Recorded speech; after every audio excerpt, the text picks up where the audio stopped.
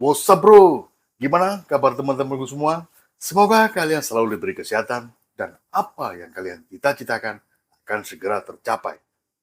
Oke bro, di video kali ini gua bakal ngebahas kasus pembunuhan yang terjadi di kota Medan, di mana ada seorang ibu rumah tangga yang ditemukan tewas mengenaskan di dalam rumahnya sendiri. Dan fakta yang paling memilukan adalah korban meninggal di tangan anak kandungnya. Anak gadis yang masih berusia 12 tahun masih duduk di sekolah dasar. Lantas apa yang melatar belakangi tersangka tega membunuh ibu kandungnya? Mari kita bedah bersama di pojok kamu.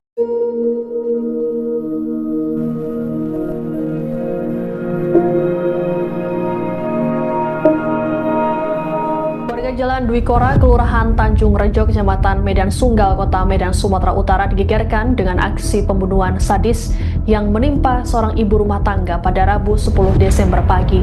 Hal yang mengejutkan adalah pelaku adalah anak perempuan korban yang masih duduk di bangku SD.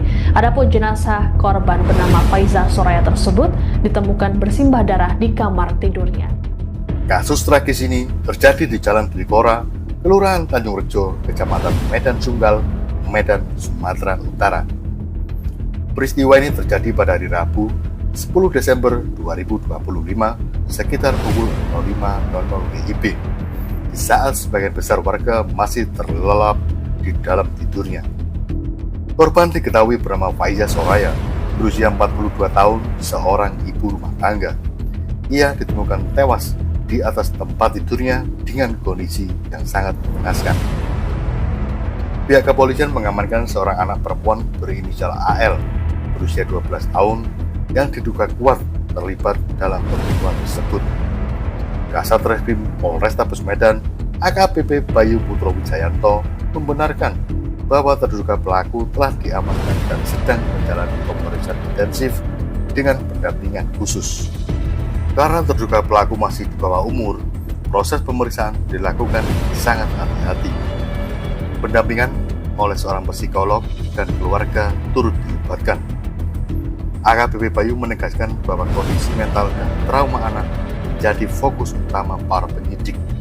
Hingga kini, motif pembunuhan masih menjadi misteri, termasuk jumlah pasti luka tusukan yang dialami korban.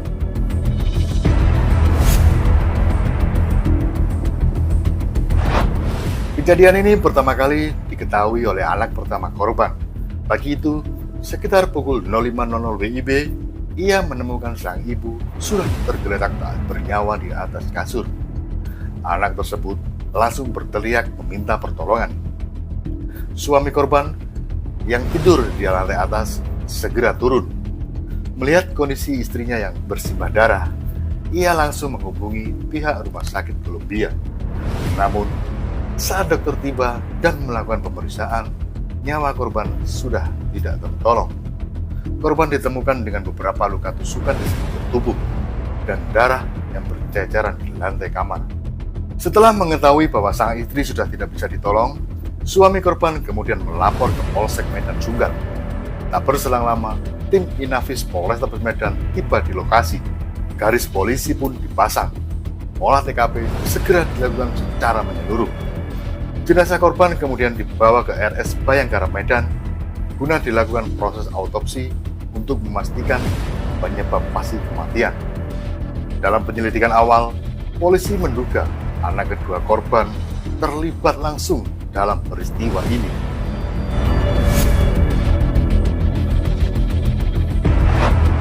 Kepala lingkungan setempat, yaitu Bapak Tono, mengungkap bahwa sebelum kejadian, warga sempat mendengar keributan dari dalam rumah.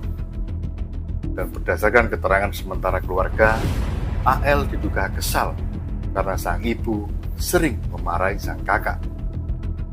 Dan ternyata keributan itulah yang akhirnya berujung pada tragedi pembunuhan.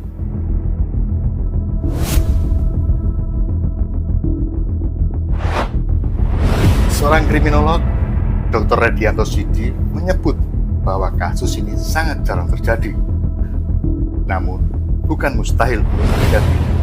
Ia memaparkan 4 faktor utama yang menyebabkan seseorang, bahkan anak kecil pun, bisa melakukan perbuatan yang kejam. Yang pertama adalah psikologis, yaitu emosi anak yang belum stabil. Yang kedua, lingkungan keluarga, adanya konflik yang berkepanjangan yang tidak diselesaikan. Yang nomor tiga yaitu trauma tersembunyi, seperti PTSD. Apa itu PTSD? PTSD adalah Post Traumatic Stress Disorder, yaitu gangguan mental yang terjadi setelah seseorang melihat atau mengalami peristiwa-peristiwa traumatis yang dapat mengancam keselamatan, seperti perang, bencana alam, kecelakaan, ataupun tindak kekerasan. Penderitanya seringkali mengalami ingatan yang mengganggu dan berulang mengenai peristiwa traumatis tersebut melalui kilas balik ataupun melalui mimpi buruk. Penderitanya juga bisa mengalami rasa takut dan cemas yang intens yang dapat mengganggu kehidupan sehari-hari. Yang keempat yaitu neurobiologis atau gangguan kontrol impuls. Menurutnya, penyidik harus menggali beberapa hal, diantaranya yaitu riwayat kekerasan, pola asuh orang tua, kondisi mental anak, serta dukungan psikologis yang pernah diterima oleh sang anak.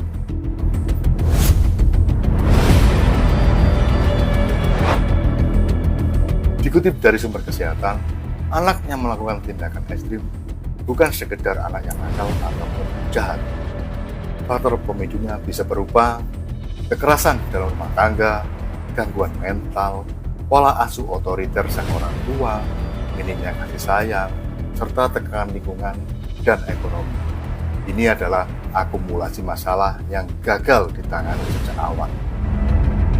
Tragedi ini bukan hanya soal hukum, tapi juga peringatan keras bagi kita semua tentang pentingnya kesehatan mental anak, pentingnya komunikasi dalam keluarga, dan tentang bahayanya konflik yang dibiarkan terlalu lama tanpa ada penyelesaian. Karena ketika rumah tak lagi menjadi tempat yang paling aman, maka tragedi akan datang dari arah yang paling tidak terduga. Apabila kalian suka dengan kasus-kasus kriminal seperti ini, jangan lupa tekan like, komen, dan subscribe, serta aktifkan tombol loncengnya agar kalian tidak ketinggalan update terbaru kasus-kasus kriminal yang terjadi di sekitar kita. Akhir kata, wabillahi taufiq wal hidayah. Wassalamualaikum warahmatullahi wabarakatuh.